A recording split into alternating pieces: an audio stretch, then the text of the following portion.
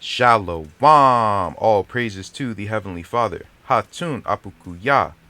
Praise be to the earthly mother, the Pachamama, and all of her earthly angels, the Huaka. Praise be to the Holy Spirit, the Kahe, in the name of Hamashiach, Motsah the Lamb, unification to the nation. So, new series, new series I have, as you can see in the title. We're about to dig very, very deep.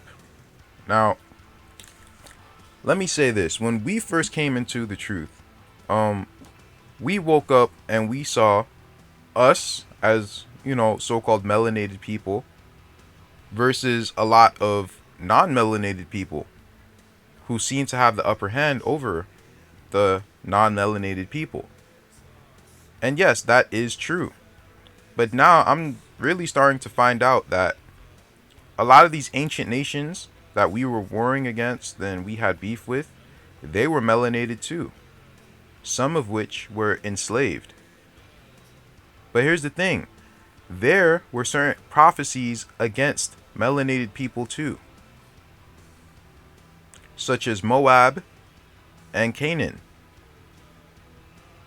They had prophecies against them as well. Are they not melanated people? And this is the problem with, that the so-called Hebrew Israelites had. When they tried to make these different biblical nations into racial classifications, modern day racial classifications, such as Edom is the white man, Moab is the Chinese man. No, it's not true. And they don't even mention who Canaan is. Like, it's just like Canaan doesn't exist to anybody. And the only way I can get people to recognize that the Canaanites existed is if I say that they were white. But once I start saying the magic word that starts to piss everyone off, then it's going to be a problem. I already seem to piss off a lot of people when I made that video about who are the Moabites. And the reason why I pissed people off is because it was true. So we have more truth to talk about today. I already know people are going to be upset. That's okay. It's okay. Just because your feelings are hurt, you should still move towards the truth. It's okay. It's going to be okay. Now, this is a video that Curbeo, he has uploaded, and he's done a video on this same topic. He's just kind of condensed it into one video. But this is pretty much the Moors talking about their origins and who they are. Right?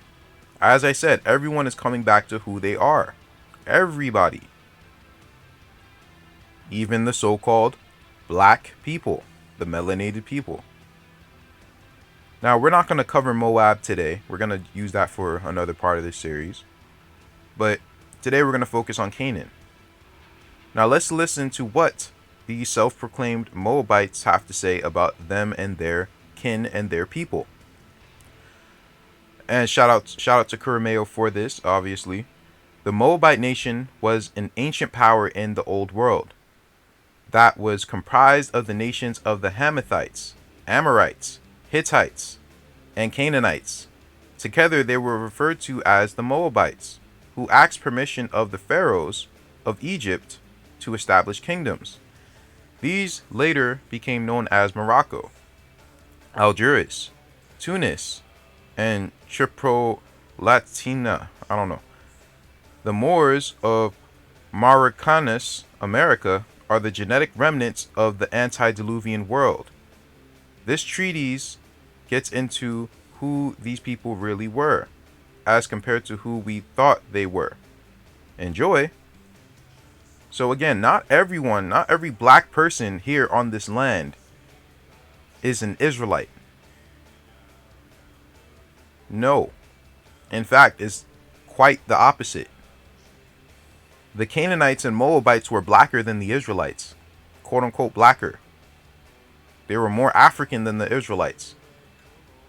The Israelites did not start looking a certain way until they mixed in with them.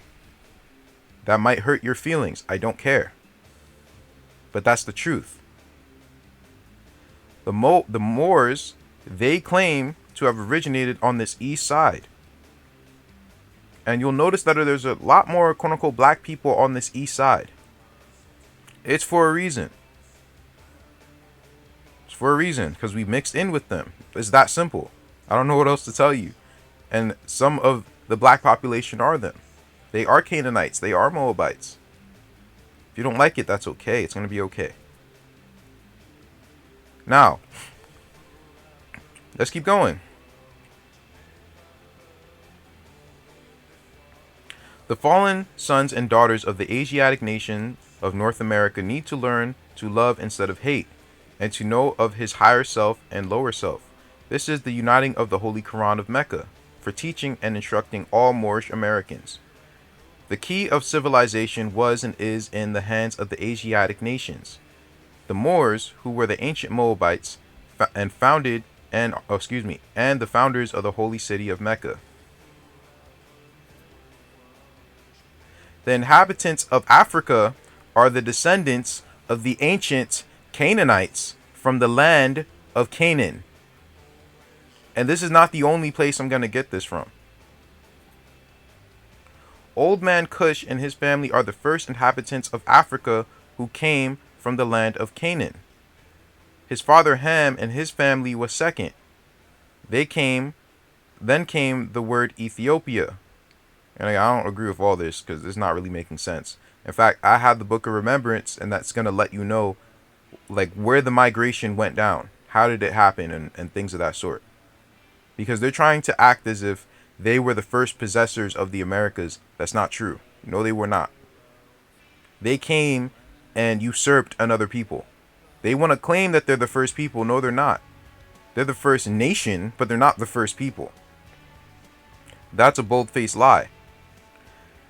His father Ham and his family was second. Then came the word Ethiopia, which means the demarcation line of the dominion of Amexim, the first true and divine name of Africa, the dividing of the land between the Father and the Son. The dominion of Cush, northeast and southeast Africa, and northwest and southwest was his father's dominion of Africa. In later years, many of their brethren from Asia and the Holy Lands joined them. You mean they were kicked out? The Moabites from the land of Moab, who received permission from the pharaohs of Egypt to settle and inhabit northwest Africa, were the founders and are the true possessors of the present Moroccan Empire, with their Canaanite, Hittite, and Amorite brethren who sojourned from the land of Canaan seeking new homes. Their dominion and inhabitation extended from northeast and southwest Africa, across the great Atlantis even to the present north, south, and Central America, and Mexico and the Atlantis Islands, before the great earthquake, which caused the great Atlantic Ocean. And there's that picture of Amexim, right? That's not how this looked, by the way, but, you know. I don't agree with all their theology. For example, Ham, Cush, Canaan, Ham, no. Like, what the hell? Anyway.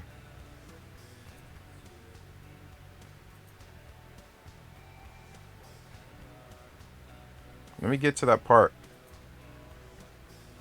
And again, we went over what that meant in the Zondervan pictorial. Trying to get to the part where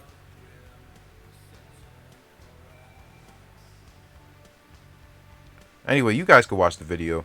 Pretty much what I was trying to get to is the fact that he said that all these different peoples, that the Canaanites and Moabites, were kicked out to Africa by Joshua the robber, quote unquote the robber. Now let's go into the Book of Remembrance of our ancient grandmothers. And Noah had compassion on them. This is when he found these two children in the Caucasus region, right? And he brought them on the ark. And he took the young girl into his arms, and he found her name was Dala, because it was prophesied at her birth that she would be delivered from evil. And the name of the lad was Gadal, and his vision was to rise up, to become excellent before the Lord.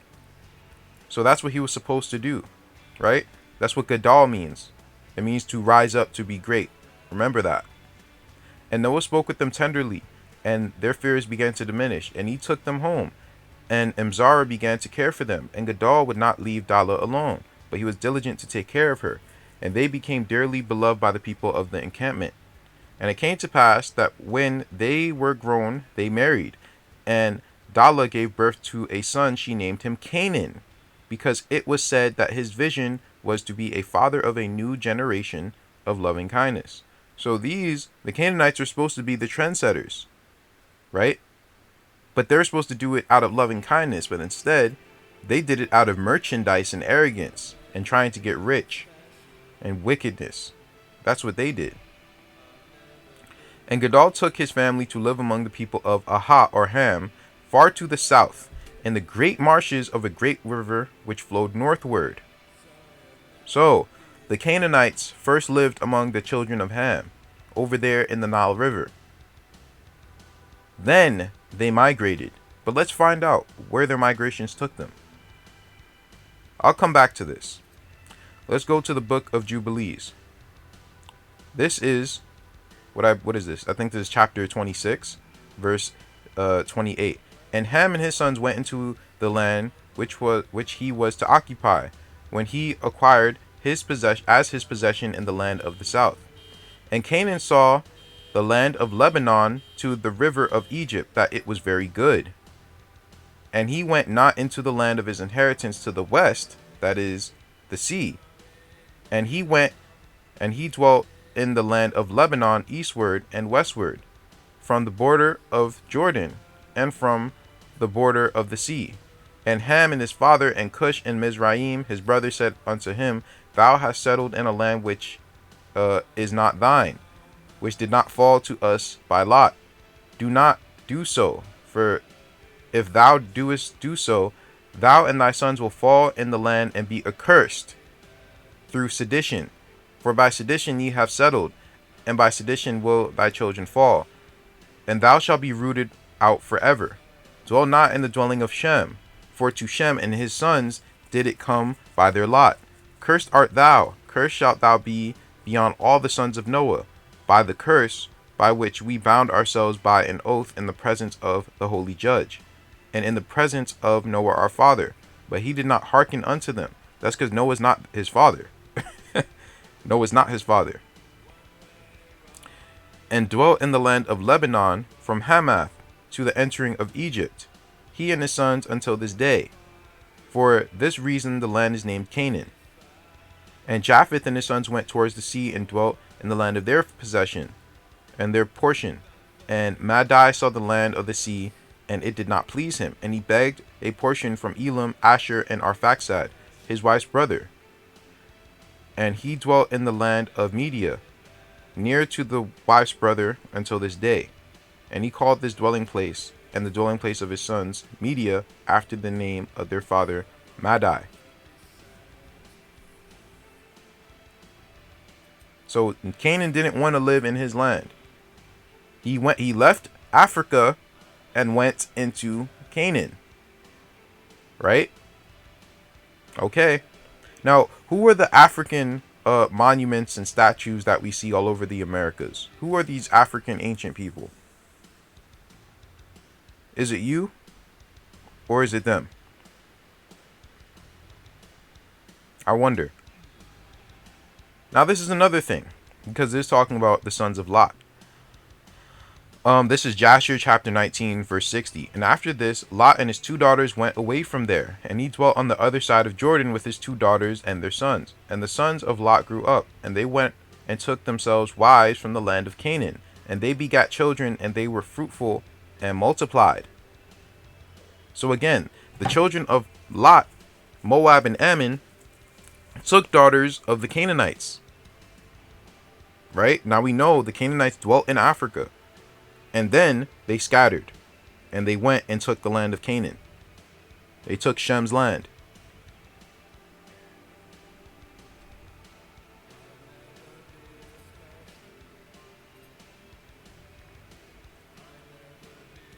Gadal, which is the name of Canaan's father, to grow up to become great, right? Dala, the name of Canaan's mother, to draw. to lift up, to draw out, right? So this was supposed to be a big nation, a big people, right? As you can see, that was their blessing. But they were supposed to be a humble people. They were supposed to, you know, be trendsetters. And they used their blessing for wickedness. And that's why Noah gave them that curse. But we're not going to get into that curse like that in this video. It's just to give you guys a different perspective. Because, again, you see black people, you see that they're going through slavery, and you think that they're Israelites. There's more than one prophecy for people who are going to be enslaved. There's the same prophecy against the Moabites too. That's a different part. So, we are touching on Benin, Akan. Now, if you guys don't know what this place is, let me look it up real quick.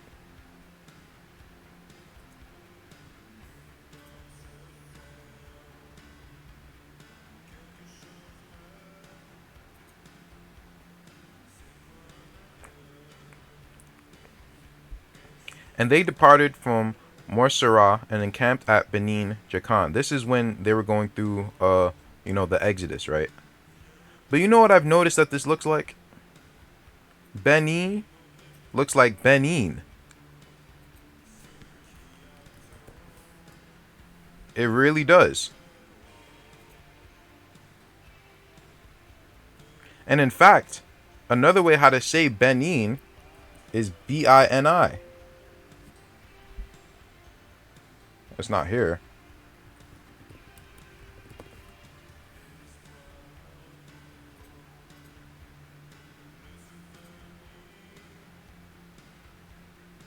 And Benin is actually a Portuguese corruption of Beni, Bini. And E and I make the same sound.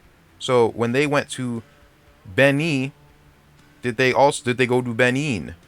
Or at least are they related to the people of Benin? I wonder. But that's not all. That's not all. Because this comes from Ben, which means sons, and Akan, or sons of Jakan, Akan, or Akan.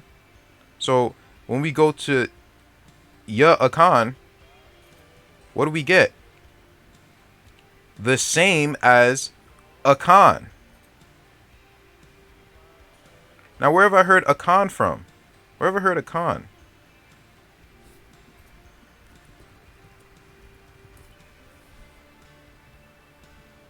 The Akan are a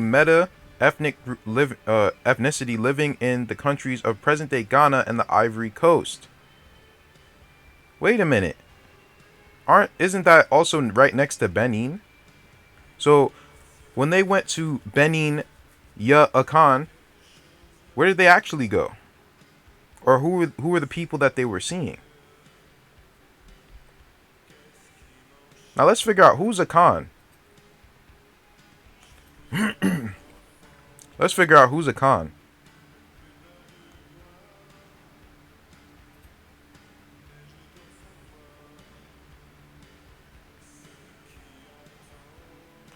Akan, a descendant of Esau. Well, that's not quite right. I'm not gonna lie to you. It's actually a descendant of Seir. So this is actually wrong, and I'm gonna show you.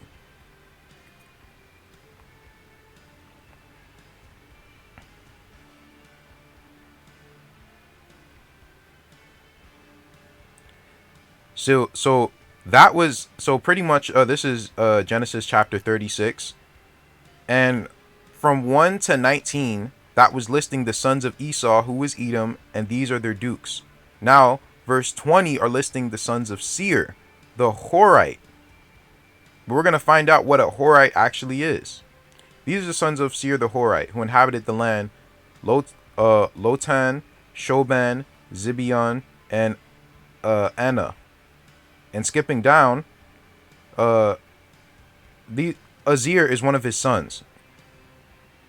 These are the dukes of the Horites, the children of Seir in the land of Edom, the children of Seir. So Seir is not Edom. Seir is a Horite, but we're going to find out what a Horite actually is. So Azir is one of the sons of Seir.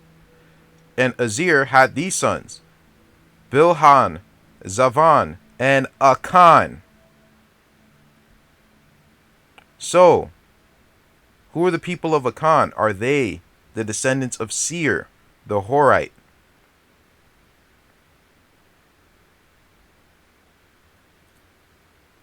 Let's keep going, because, hey, if you dig deep enough, you'll find out who the Horites actually are. Now, the reason why it's called, I'm just going to let you know, the reason why the Bible doesn't call them what they actually are, which are the Hivites, is because they're a mixture of two different groups. The Horites are a mixture of the sons of Keturah, Abraham's children, and the Hivites. Together they make the Horites. But separate, they're the children of Keturah and the Hivites. But they're also called the Horites because that's really what they called themselves. That's what the Hivites called themselves. They're called Horites because they were worshippers of Horus. And they were the ones that actually changed Jerusalem over from Salem to Jerusalem. And that's why those people in Ghana have all those symbols that have to do with Peru. That's why they're kind of dressed like Incas, low-key. Because they were the Moche people. The Mocha people.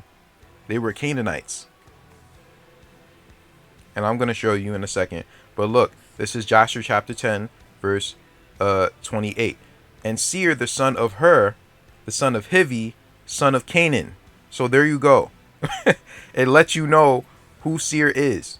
Seir is a Hivite.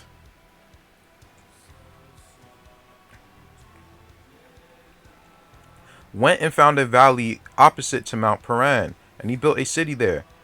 And he and his 7 sons and his household there, and he called the city which he built Seir, according to his name. That is the land of Seir until this day. Let's keep going. Hivites, one of the original tribes scattered over Palestine, from Hermon to Gibeon in the south. The name is interpreted as Midlanders or villagers. They are probably a branch of the Hittites. At the time of Jacob's return to Canaan, Amor the Hivite was the prince of the land. They are next mentioned during the conquest. They principally inhabited the northern confines of western Palestine. A remnant of them still existed in the time of Solomon. So the Hivites, they were not destroyed. Why? Because we made a deal with them. They're the ones who tricked us, I believe. If they're not the ones who tricked us, then they're the ones who didn't fight against us. There's one of the two. The sixth in order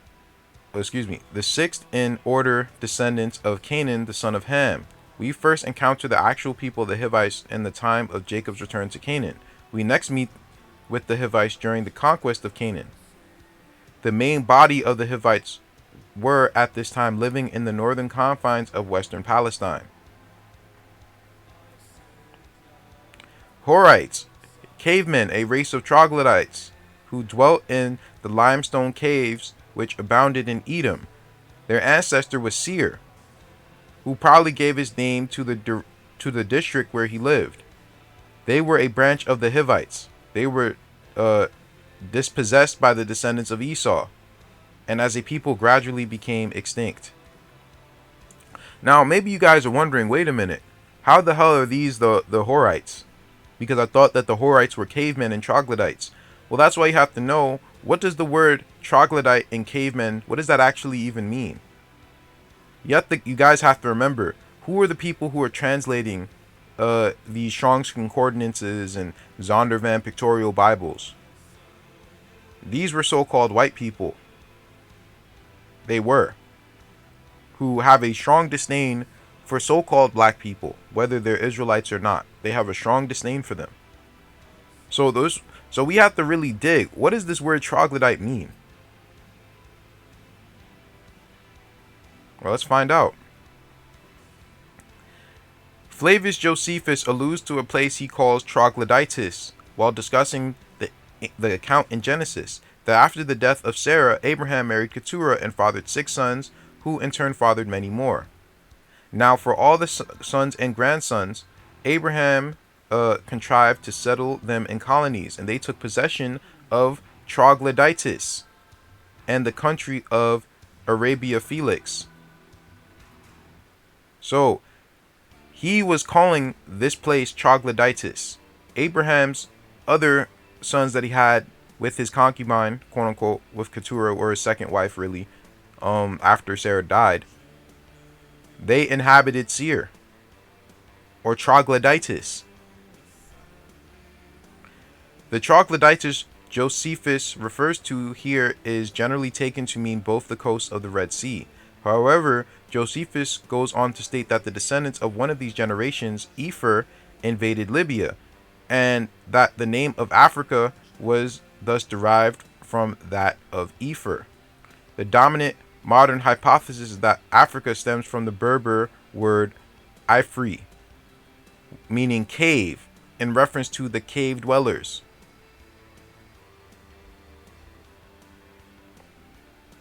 Let's go up. Horites referred to the troglodyte in his histories as being a people hunted by the Garamantes in Libya. He said that the troglodyte were the swiftest runners of all humans known, and that they ate snakes, lizards, and other reptiles. He also stated that their language was unlike any known to him. It sounded like the screeching of bats. Alice Werner believed in passing that this was a clear allusion to the early Khoisan indigenous inhabitants of southern Africa, because of their languages contain distinctive click sounds. According to Aristotle, a dwarfish race of troglodytes dwelt in the upper course of the Nile, who possessed horses and were, in his opinions, the pygmies of fable. In ancient writing, apparently the best known of the African cave dwellers were the inhabitants of the troglodyte country on the coast of the Red Sea, as far north as the Greek port of Berenice, of whom an account was preserved by Diodorus. I don't know. They were a pastoral people, living entirely on the flesh of their herds, or in the season of fresh pasture, on mingled blood and milk. Why am I reading all this? Why? Because the word troglodyte was originally referring to Africans, not white people. So when they're saying Mount Seir, that's what they're talking about. They're talking about native Africans or Africans in general. They're actually not talking about white cavemen. But here's the thing. Seir still means hairy. Africans are not hairy. So there's a disconnect here. Something not really making sense. And this is the connection. I believe, and I'm going to say this in another part, but I'm just telling you right now. I believe that the West African created the white caveman, the hairy caveman. I believe they created it. And that's why they are the forefathers of the Neanderthal. They have the ghost DNA, which no one else has other than West Africans. They have it because they're the forefather of it. They created it. That is their homunculus. But this word, Mount Seir, it wasn't referring to white people. It was referring to black people. They said that they were the swiftest of all the... What white person is a swift runner, bro?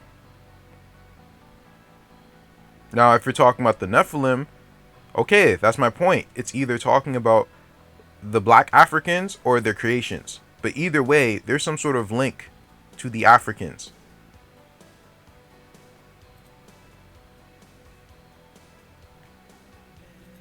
Now let's get this, bro. Because this is a book that, I don't really have the money to buy right now. But this is all I really need. The book is an attempt to explain the true origin of the Akan race, their language and symbols in a format where many readers can learn about one of the richest treasures of the African continent. The purpose of this book is to lay the basic framework of understanding and analysis and analyze for understanding and analysis the subject. How does it make sense? It is hoped that because of this research, a larger study of this culture uniquely created by the Akan race will be initiated again.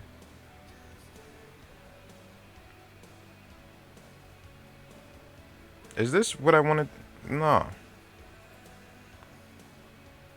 Oh, I'm sorry. This is what I was supposed to read. The Akanfo in the Tiwi language of the Akan means Akan people. The Akanfo originated in ancient Kanit or Canaan, also spelled Kenneset, ancient Nubia, at the beginning of the human existence of Asase, Earth. This is the origin of the contemporary Sudan and South Sudan in the eastern region of Afuraka or Africa. We eventually migrated around the world. So, after they started in Sudan, they migrated around the world. As you can see how they're dressing. They're dressing like so-called Egyptians. Some Akanfo migrated north of Kanit and settled in ancient Kemet, ancient Egypt, while others remained in Kanit over the millennia. And there's more to it.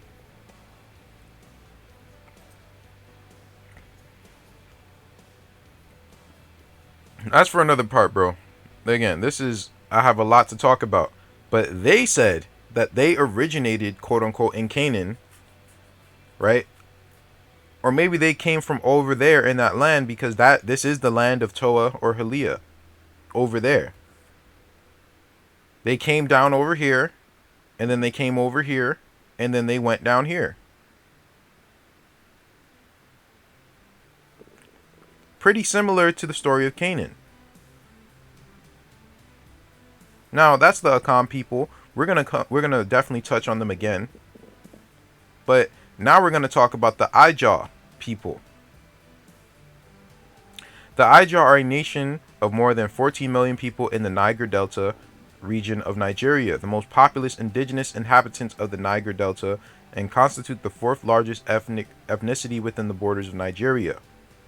The term Ijaw is the anglicized version of Ijaw or Ijaw, a variation of Ujo or Ojo.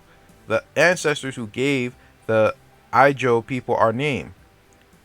Other modern variations include Izon, Ijon, Ezon, Ejon, Uzon, Ujon, meaning the same thing.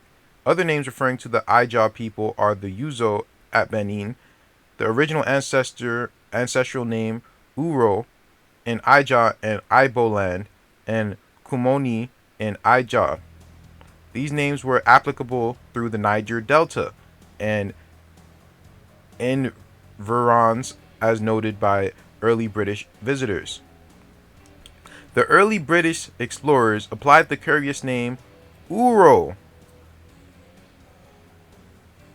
very interesting, to the Ijaw west of Brass from the Noon entrance to Taylor Creek. From the mouth of the river Noon up to this point, Taylor Creek, on the either side is named Uro. The people are the same, the people are of the same tribe as who inhabit the tract of the country up to the Rio Formoso, where they, however, are called Ijaw or Ojo, by which name they are known at Abo, at Brass, and even Boni by English palm oil traders. They are often termed Jo Men. Wow. Now, doesn't this sound like Japan? This sounds almost exactly like Japan, bro. Like, this is so scary. But it's funny because these people share the haplogroup DE. And that's the one that's in Japan too. Their language is damn near the same as Japan, right? So, these people traveled to ancient Japan. They colonized ancient Japan. These are the same people. And I'm thinking that they're Israelites. Or maybe they're Canaanites.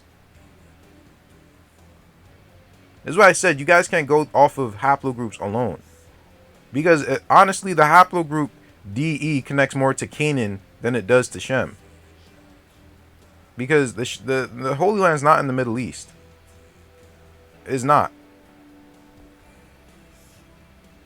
Anyway, the original collective names for the ancestors of the Ijaws were Kumoni or Oro, survivals of the ancient terms of Kem Anu or Kem Anu and Horu of the ancient Nile Valley civilizations of Kem or Kemetu, ancient Egypt and Kush. Let me see. No, that's not it. Okay, let's keep going. Horites, the pre-Edomite inhabitants of Seir, the chief mountain of Edom. There is some evidence for the identification of Hivites and Horites. Zibeon the Hivite is listed among the Horites, and some texts in the Septuagint read Horite for Hivite. So even in the Septuagint, this word Horite and Hivite are interchangeable. So you can't argue with me, bro. You can't. I have too much proof.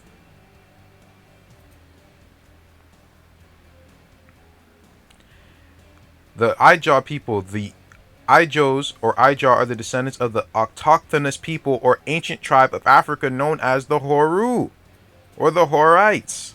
They were known by this name by themselves and their immediate neighbors. The Ojos have kept the ancient language and culture of the Oru. They are the Horites.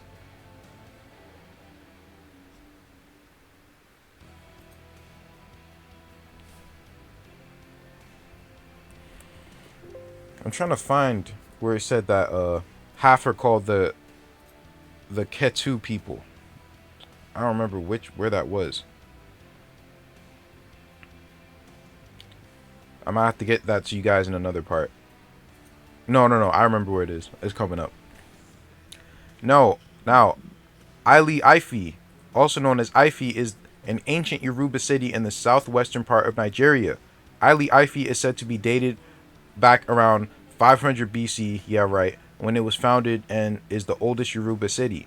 It is presently part of Osun State and has an estimated population of 500,000.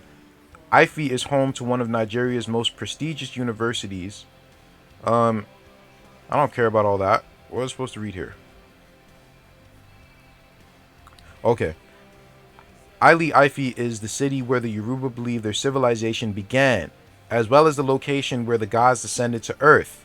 The name Ile Ife literally means place of dispersion. Now, what does that sound like? Didn't I just read something like that?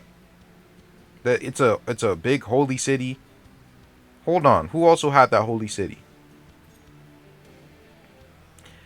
And Seir, the son of Hur, son of Hivi, son of Canaan, went and found a valley opposite of Mount Paran, and he built a city there, and he and his 7 sons and his household dwelt there, and he called the city which he built Seir, according to his name. That is the land of Seir until this day, and is the land of creation. That's what Ile Ife also is referring to. Was that the land that they created the abominable snowmen? I don't know. I don't even know if that's the land of Seir or not. I still have to study that, but there's a lot of connections, but I'm not going to say it quite yet.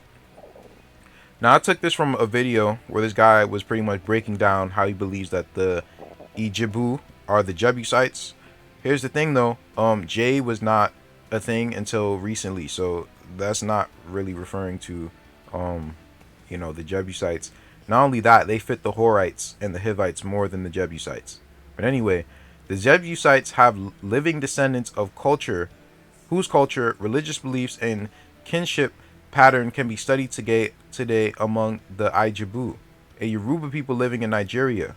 This is true for many of the tribes and clans mentioned in the book of Genesis, whose ancestors spread out of Africa to other continents. For example, there are connections between the Ijaw of Nigeria and Benin and the Edomites of Petra.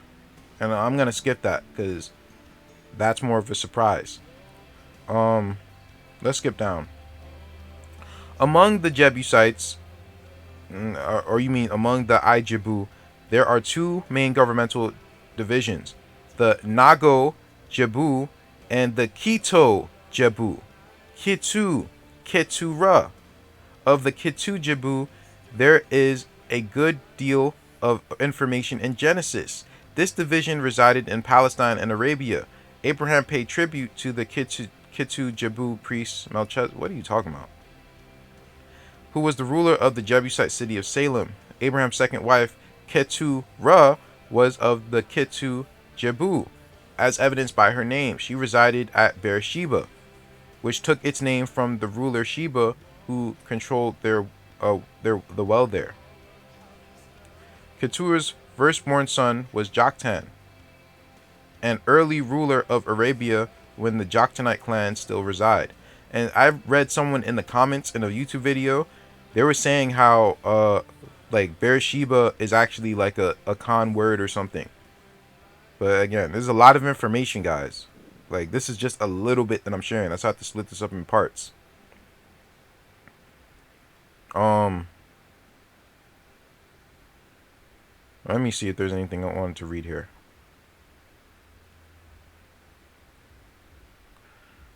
I honestly think this is enough that I have to share. It is just enough, bro. I'm getting tired. Let me see. The Erido ramparts are located to the southwest of the Jibu town of Ijebu Ode in Ogun State in southwest Nigeria. This is the largest single pre-colonial monument in Africa. Local people link the Erido boundary walls to the... I ain't reading that. Skipping down, these Yoruba recognize Hor or Horus as a great deity in their connection to Nubia and ancient Egypt, as well been and ancient Egypt has been well established linguistically. As a Canaanite clan of the Yoruba, the Ijaw sold Israelite Yoruba slaves to the Portuguese and Dutch. That's his that's his conjecture, but he might be right.